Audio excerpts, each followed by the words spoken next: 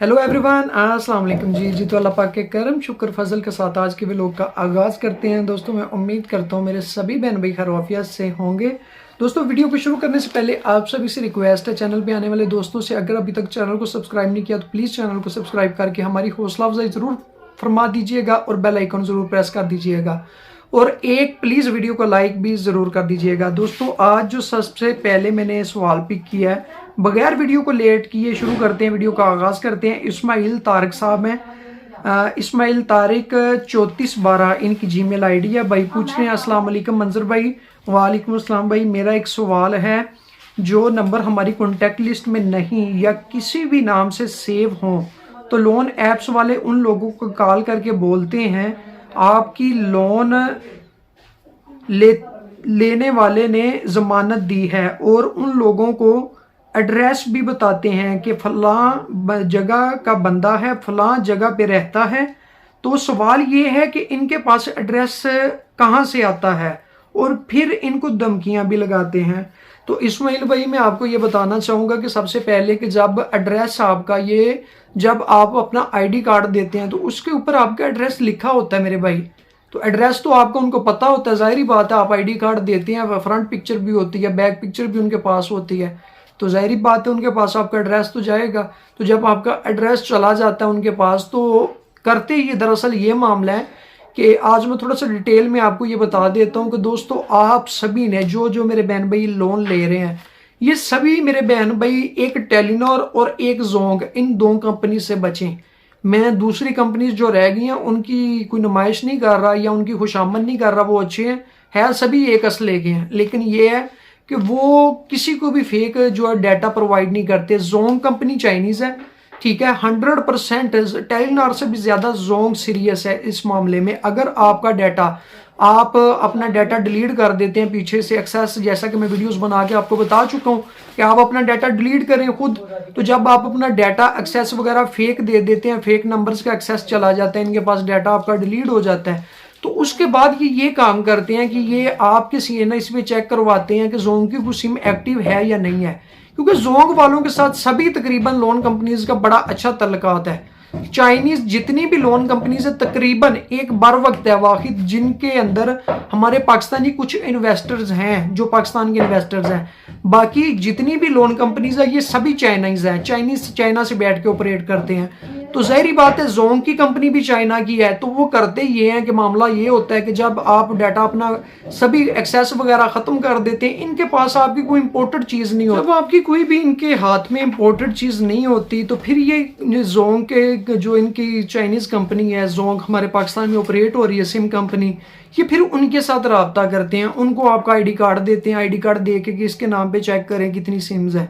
अगर आपके नाम पे कोई जोंग की सिम होती है तो फिर ये जोंग की सिम से आपका मुकम्मल आपके रिश्तेदारों का यानी कि सभी तक पहुंच जाते हैं कि इस बंदे की अभी सिस्टम जो हमारे नादरा ने काम किया हुआ है कि जो भी बंदा अपनी बायो करवाता है तो वो जब भी सिम निकलवाता है अपनी बायोमेट्रिक करके तो वो मुकम्मल डाटा नादरा सिम कंपनी को प्रोवाइड कर देता है कि ये बंदा लीगल है, इसको सिम दे दो।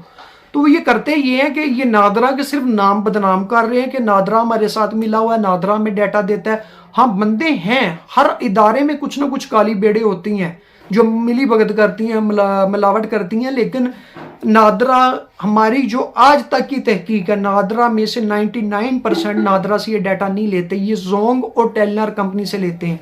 सबसे ज्यादा जो इनको ऑपरेट कर रहा है वो जोंग कर रहा है। तो जब मेरे दोस्तों आप खुद समझदार हैं कि जब जोंग का एक नंबर आपके नाम पे निकल आया, फिर आपका इन्होंने CNIS मारना है कि आपके मजीद वालिद माँ बाप, जाहिर बात है कि आपकी जो ओनरशिप है वो एक अंगूठे पे आपके पूरे खानदान का पता लग जाता है कि ये कौन कौन कहाँ पे रहते हैं, कौन कौन बंदे के पास कौन कौन सा नेटवर्क है, कौन कौन सा मोबाइल नंबर है। तो जिसके बंदे के पास आपके जोंग के ये टेलीनॉर के नंबर होते हैं ना, फिर ये कंपनियां उनको नंबर देना शुरू कर देती हैं कि ये बंदे का इसके साथ ये रिलेशन है, ये तल्लक है, तो ये लो आप ये डाटा ले लें, ठीक है। तो फिर ये उनसे डाटा लेके आगे आपसे ब्लैकमेलिंग शुरू कर देते हैं। आपको ये तो नहीं बताते कि हमने सिम कंपनी से डाटा लिया, आपको ये यही बोलते हैं कि हमने आपकी कॉन्टैक्ट लिस्ट हैक की या ये हो गया वो।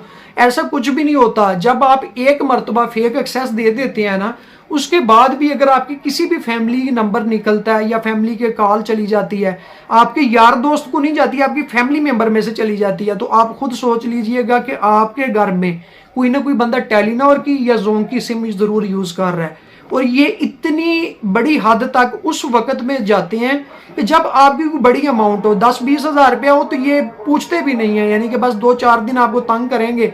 जब आप इनको सीधे हो जाएंगे ना, ताड़ी ऐसी तैसी खिलो जरा तो देने पैसे, तो उसके बाद इनकी जरूरत नहीं है ये आपके साथ दोबारा बात कर ले, ठीक है, खत्म हो जाती है बात। जब आप 3-3 ऑर्डर से बड़ी अमाउंट उठाते हैं तो उस वक्त में जो है ना थोड़ी बहुत परेशानी ये बनाते हैं बंदे के लिए। सिम कंपनी से डाटे लेते हैं, डाटे लेके उसके बाद फिर ब्लैकमेलिंग शुरू कर देते हैं। लेकिन मेरे भाई, मैं आपको ये बताना चाहूँगा कि इनकी धमकी देने से कोई फर्क नहीं पड़ता, ठीक है। ये धमकी देते हैं ना, आज तक मैं ऑन द रिकॉर्ड ये बात कर रहा हूँ, किसी के घर आए हैं ये लोग, अगर आए हैं तो मुझे बताइएगा। इतना अरसा हो गया ये पाकिस्तान में ऑपरेटिंग कर रही हैं, काम कर रही हैं, तो इतनी इनकी जरूरत ही नहीं है। आप इंडियन लोन ऐप्स को चेक कर लें, चाइना में ये जूतियां खा के निकले हैं। हालांकि ये चाइनीज ऐप्स हैं, लेकिन ये चाइना से जूतियां खा के निकले हैं। क्यों खा के निकले हैं? कि ये जो गवर्नमेंट को रेगुलेशंस देते हैं वो कुछ और होती हैं, अवाम के साथ ये और तरीके से फ्रॉड करते हैं। जब तक ये लोग सूद नहीं छोड़ते, इतना हाई इंटरेस्ट खत्म नहीं कर देते, तब तक मेरे भाई इनको पाकिस्तान कभी भी वेरीफाइड नहीं करेगा। स्टेट बैंक खास तौर पे इनको कभी भी वेरीफाइड नहीं करेगा। तो इनको धमकियों को जूती की नोक पे रखें, किसी किस्म की परेशान होने की आपको जरूरत नहीं, कुछ भी नहीं ये कर सकते, ठीक है। अगर आपकी किसी भी फैमिली नंबर कोई भी ऐसा सिम कंपनी से लेते हैं या उसको कॉल करते हैं, तो आप आगे से उनको खुद बताएं, ठीक है, कि मैंने सिर्फ शुगल मेले में लिया लोन। यूट्यूब पे हर जगह पे ऐड चल रहे थे इन लोगों के, तो हमने तो सिर्फ शुगल मेला किया था, तो आगे इन्होंने हमारा डाटा हैक कर लिया। डाटा हैक करके हमें लाखों रुपीस की जो है ये डिमांड कर रहे हैं, ठीक है। जब आप अपने रिश्तेदारों अजीजों इकारब को बताएंगे तो वो भी माइंडली तौर पे समझ जाएंगे कि ये फ्रॉड हो रहा है। सेकंड बात ये है कि आप अपने अजीजों इकारब को, जिन दोस्तों ने ऑर्डर 1, 2, 3 से लोन लिया या जिनकी पहले की कॉन्टैक्ट लिस्ट हैक है, आप अपने रिश्तेदारों को ये कॉल, यार दोस्तों को करके ये बोला करें कि मेरा मोबाइल हैक हो चुका है। अगर आप लोगों ने इनके साथ ज्यादा तफसील से बात करने की कोशिश की, कोई भी बंदा हमारा नाम लेके आपको कॉल करे, आपने 1 सेकंड से ऊपर बात नहीं करनी, फौरी तौर पे कॉल काट के नंबर कट करके नंबर ब्लॉक कर देना है। अगर आपने डिटेल से इनसे बात करने की कोशिश की तो उस मद में ये आपका भी मोबाइल हैक कर लेंगे, आपसे भी लाखों रुपीस की डिमांड करेंगे कि हमें पैसे दो। तो लिहाजा आपने अपने अजीजों इकारब को ये बात बता देनी है। जो बंदा ऐसी कैटेगरी का होगा भी ना, अक्सर ऐसे बंदे होते हैं कि मैंने लोन ले लिया, मेरे किसी मामू को, बेटे, कजन को या किसी यार दोस्त को कॉल चली कि वो आगे से चस्का लेने के लिए, डिटेल में जाने के लिए वो तफसीलन बात करनी शुरू कर देती हैं। जब आप उनको ये बता देंगे ना कि आपका डाटा हैक हो जाना, अगर आपने बात की, तो वो दूसरी बात नहीं करेंगे, फौरी तौर पे इनके नंबर ब्लॉक करेंगे। मेरे पास जो सेकंड सवाल है ये बहुत ही पूछे जाने वाला सवाल है और बहुत इंपॉर्टेंट क्वेश्चन है। इंतजार हुसैन 3532 भाई की जीमेल आईडी है। भाई पूछ रहे हैं, अस्सलाम वालेकुम मंजर भाई। वालेकुम अस्सलाम ब्रो। सबसे पहले लाखों करोड़ों दुआएं आपके लिए, अल्लाहुम्मा आमीन। भाई आपके लिए भी लाखों करोड़ों दुआएं मेरी तरफ से। आपसे बर वक्त ऐप के बारे में पूछना था। आजकल ये ऐप अपने इश्तहारात में SCCP का लोगो लगाते हैं और खुद स्टेट बैंक से रजिस्टर बताते हैं और लोगों को कानूनी कार्रवाई की धमकी लगाते हैं। क्या ये भी दूसरी ऐप्स की तरह फेक है? प्लीज़ प्लीज़ जवाब लाजमी दीजिएगा। तो इंतज़ार हुसैन भाई, मैं ऑलरेडी पहले कई मरतबा मैं आप सभी को ये बातें बता चुका हूँ कि SCCP सिक्योरिटीज़ एक्सचेंज ये एक ऐसा इदारा है, इसमें जस्ट कोई भी बंदा अपनी रेगुलेशंस दे के, बाय द वे मेरा एक भट्ठे का काम है, ब्रिक किलन का काम है, हमारा जो काम है, हमारा एंटीएन बना हुआ है, ठीक है, हम SCCP से हम भी रजिस्टर है, ठीक है। कोई भी बंदा अपनी रेगुलेशंस दे के कि हमारा सर ये काम है, हम इस तरीके से मजदूरों से काम लेंगे, अगर कोई फाइनेंशियल अदारा तो वो कहता है जनाब हम इस तरीके से लोन देंगे, इस इतने दिनों के बाद वापस लेंगे। इन लोगों ने जो SCCP को रेगुलेशंस भेजी हुई है उनको आप चेक कर लें, SCCP के साथ चैट कर लें, लाइव चैट कर लें। इन्होंने 91 दिन से लेकर 380 दिन का बताया हुआ है उनको कि मिनिमम 91 दिन है, ज्यादा से ज्यादा 380 दिन के लिए हम लोग लोन देंगे। जबकि मेरे भाई ये 7वें दिन, 6ठे दिन है, 7वें 6ठे दिन आपके सिरे होते हैं कि भाई हमें लोन पर वापस दो, ये करो वो करो। तो लिहाजा SCCP में रजिस्टर होना या SCCP में वेरीफाइड होना कोई बड़ी बात नहीं है। बात असल मुद्दे की ये है कि स्टेट बैंक ऑफ पाकिस्तान से वेरीफाइड होना। आप चेक कर लें, स्टेट बैंक ऑफ पाकिस्तान के साथ आप लाइव चैट कर लें। जब तक आप स्टेट बैंक ऑफ पाकिस्तान से उनकी रेगुलेशन से आप वेरीफाइड नहीं होते, पाकिस्तान में कोई भी फाइनेंशियल अदारा, कोई भी बैंक किसी को भी डिफॉल्टर करार नहीं दे सकता, किसी को भी ब्लैक लिस्ट नहीं करवा सकता। और मैं ये भी बता दूं आपको, एक और चीज बताना चाहूंगा मैं, कि अगर बैंक से भी आपने लोन ले लिया ना, लोन लेने के बाद आप वापस नहीं करते, वो 2-4 महीने आपके पीछे आते हैं, आप आगे से सीधे हो गए कि जनाब नहीं, अव्वल तो सीधे हो ही नहीं सकते, क्योंकि वो इतना बंदे को बांध के पैसे देते हैं ना कि बंदे के पैसे देना मजबूरी है। ठीक है, अगर आप उनको भी सीधे हो जाते हैं तो वो भी ज्यादा से ज्यादा क्या कर सकते हैं, वो सिर्फ अपने बैंक से आपको डिफॉल्टर करार दे सकते हैं, अदरवाइज कुछ भी नहीं कर सकते। ना आपका पासपोर्ट ब्लॉक हो सकता है, ना आपको कोई बाहर जाने से रोक सकता है।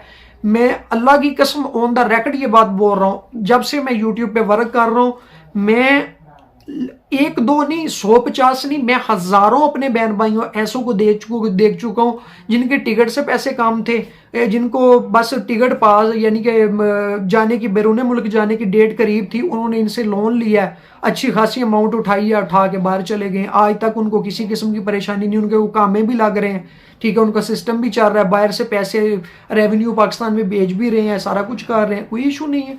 तो लिहाजा मेरे भाइयों, इन चीज़ों से आप बिल्कुल बेफिक्र हो जाएं, ठीक है। ना ही जब तक ये लोग अपनी रेगुलेशन जो इन्होंने SCCP को दी है, तब तक, जब तक ये उन पे अमल नहीं करते, तब तक स्टेट बैंक ऑफ पाकिस्तान इनको कभी भी वेरीफाइड नहीं करेगा, कभी भी इनको अपनी पॉलिसीज में जो है इख्तियारात नहीं देगा कि आप ये काम डिफॉल्टर या ब्लैक लिस्ट हो, ऐसा कुछ भी नहीं कर सकते ये, ठीक है। कभी भी स्टेट बैंक तब तक, जब तक जो रेगुलेशन SCCP को दी है, SCCP आगे स्टेट बैंक को अपनी एक स्टेटमेंट भेजता है कि हाँ जी इस इदारे ने या इस बंदे ने ये काम किया है, तो लिहाजा ये अपने वर्क जो इन्होंने रेगुलेशन दी है ये बिल्कुल ठीक दी है, तो लिहाजा इनको वेरीफाइड कर दें। आज तक हजारों करोड़ों FIM इनके खिलाफ दरखास्तें जा चुकी हैं, स्टिल अभी तक जा रही हैं।